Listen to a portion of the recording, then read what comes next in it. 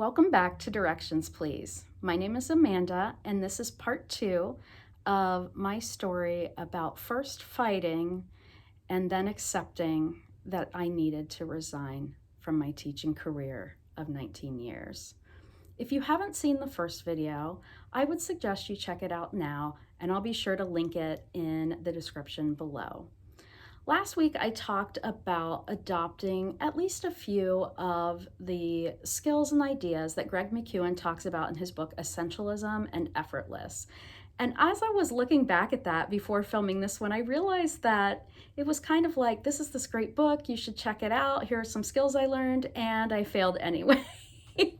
So I just want to make it clear that I don't think it's his advice that led to that. I think there are a couple of factors that I think led to that. I still think it's a phenomenal book, and I will continue probably to refer to it quite a bit on this channel and just in my life as well.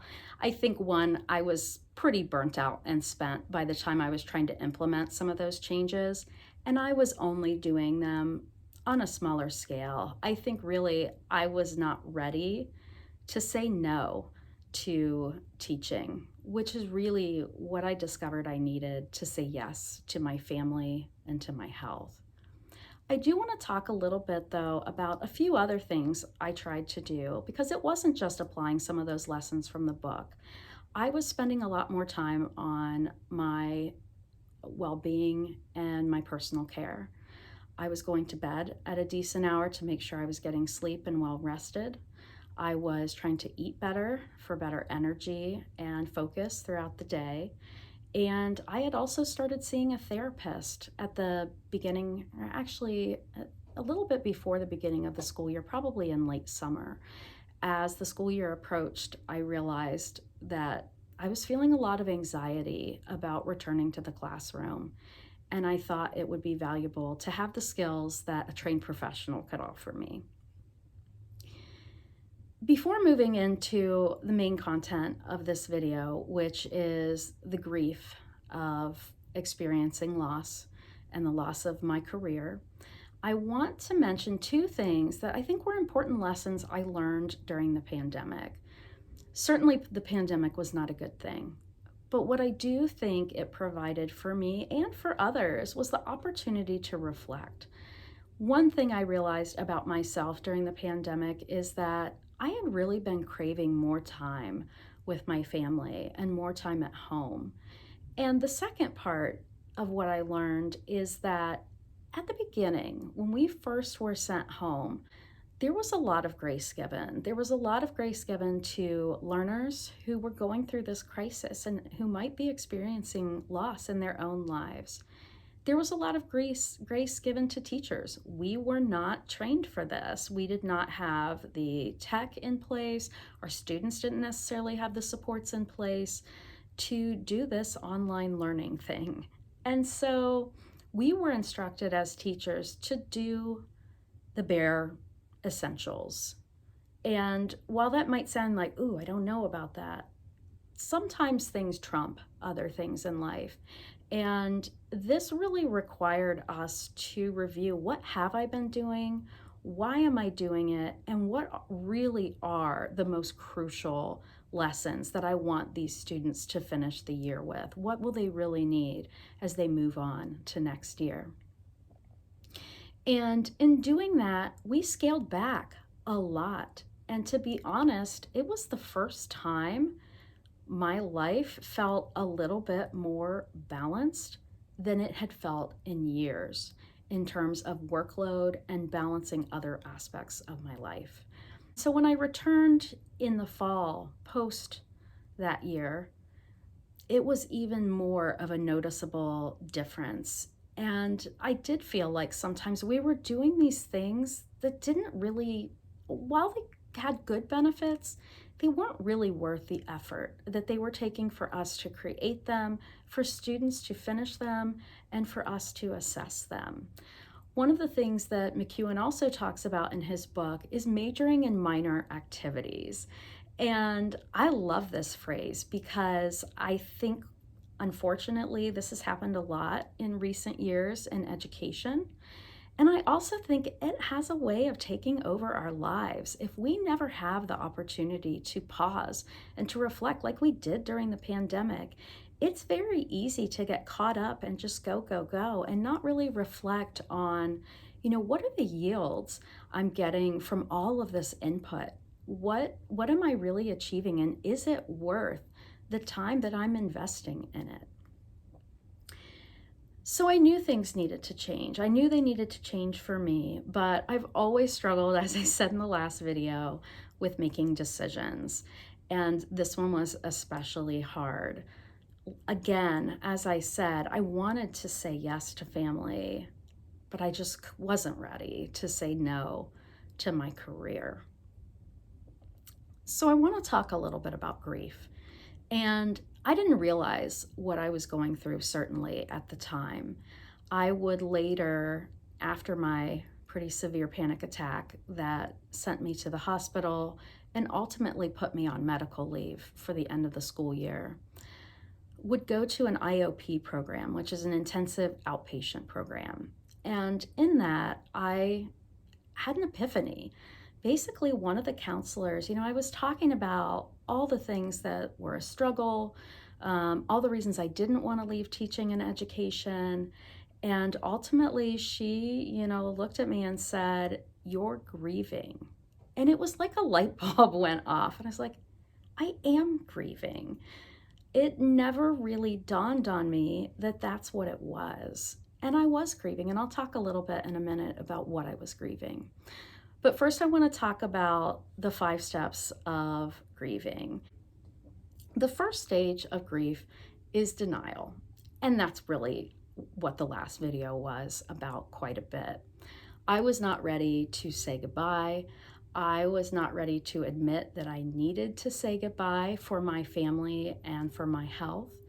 And there were even some things I was doing in effort to find another way, to find another solution. I was trying to control the uncontrollable. So many things felt out of our control during the pandemic.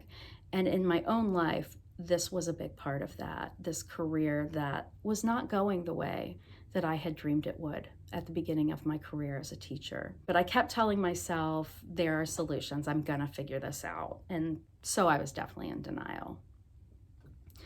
I also experienced stage 2, anger.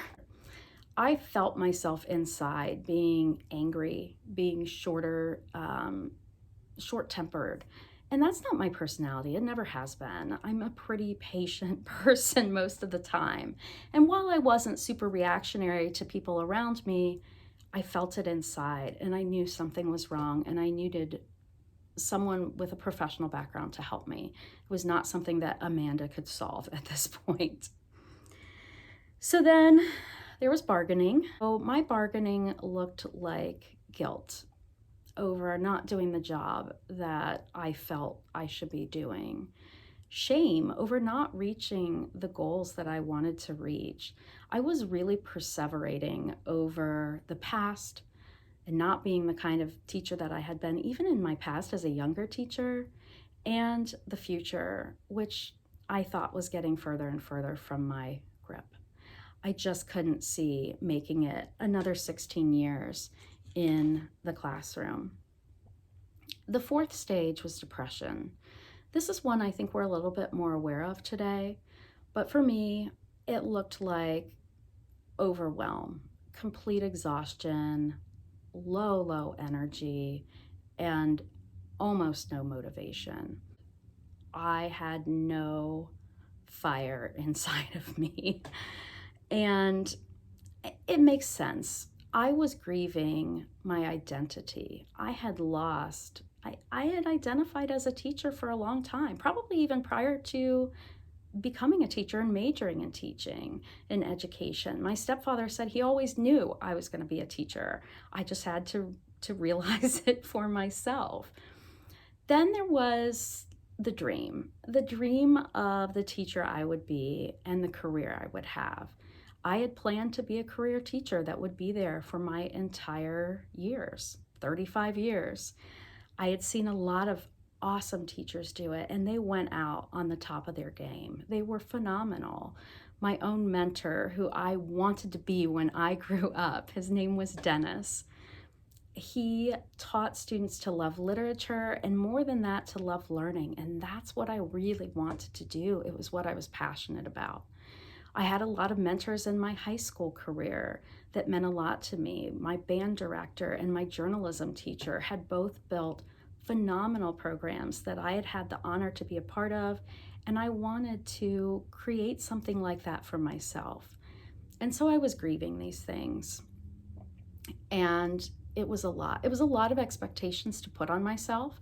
I talked about in that video around Christmas time, our relentless expectations that we have. And some of that might be societal, but a lot of it is what we put on ourselves. And that's where I was. So I'd been talking with my therapist about this a lot. She had talked with me a bit about taking a leave of absence, and I had thought about it, but I was like, I don't want to give up yet. I want to keep going. I think I can make it. And my goal was to make it to at least spring break, where I would have a little time to rest and reflect on, what was to come next. But the week before spring break, as I was playing an excerpt from Animal Farm, it was the book we were teaching at the time, and I had put really big expectations on myself because I knew in my heart this might be the last book I teach. It's an Orwell piece. I love George Orwell. And I wanted to hit it out of the park. I wanted these kids to really dig into this book. And we had been discussing, and it had been a stressful day. There had been several things at work that had been pretty big bombs that day in my professional life, as well as something that was going on in our personal life as well. And so it had been a day of disappointment. But again, I just told myself, I just need to make it to the end of the day. Well, as I was queuing up the book to start again, I felt this horrible pressure in my chest, a pain like I had never felt before. And so I just quietly walked out of my room, found another teacher, because as a teacher, you can't just leave an unattended group of children listening to a book on your phone. And I went to the clinic.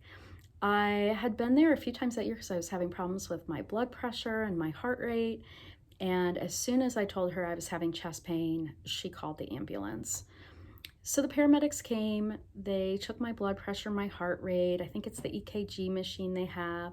The heart stuff looked, they thought, okay, nothing, my rhythm was regular and things like that. My blood pressure was high, but they figured that was probably the pain. And so they actually asked, if I thought I should go to the hospital or not. And I'm like, I don't really feel qualified to answer that. And one of the paramedics said, if it were me with your symptoms, because I was having chest pain, I was having back pain, I was sweating, I was having some dizziness, which are all signs in females of heart attack. He said, I would want to get checked out. And so I did. And they did quite a few tests. There's a marker in the blood they can check for heart attack. They also did a CAT scan to make sure something else wasn't happening, maybe with my liver or other things because of where my pain was. And they sent me home. My husband and I talked a lot in the coming days about what I should do. He was decided. He thought I should take a leave of absence. It's scary when, your wife, who is in her early 40s, who is the mother to your son, leaves her place of work in an ambulance and with a lot of symptoms of a heart attack. And so he wanted to be cautious. We knew that it was affecting me physically as well as mentally at this point. Teaching, even when you try to take a break from things, it's always in the back of your mind. Even when I wasn't grading and doing things, I felt guilty the entire time and I didn't really relax. So flash forward to today, I'm in acceptance. That doesn't mean I am always happy about it. It doesn't mean that I don't sometimes feel anger, that I don't sometimes feel upset over the dreams I never got to realize. And I miss it, and I miss my students and my colleagues, but I'm getting to say yes to a lot more. And that's something I want to talk about on this channel moving forward is what are some of the things I'm getting to say yes to? because there are a lot of them, a lot that had been neglected, quite honestly, for quite a bit of time because I was just so tired and so stressed. I know that I made the right decision. I made the right decision for my family, and I made the right decision for myself. A job you love is still a job. It is not worth giving your life for. So, for those of you who may be facing a decision like this, who is having this crisis of identity and, not meeting the dreams that you had for yourself, it can be really scary and sad to say goodbye to something, and you may grieve it. However, I'm here to tell you it allows you to say yes to so much more. And I encourage you to seek help, professional help, at least your family doctor, if not a psychiatrist or psychologist, and truly examine for you what is most important, what is truly essential in your life, and major in that instead of all the other things that, when it comes down to it, just don't matter quite as much. I hope you'll take care, and I hope I'll see you back here again soon.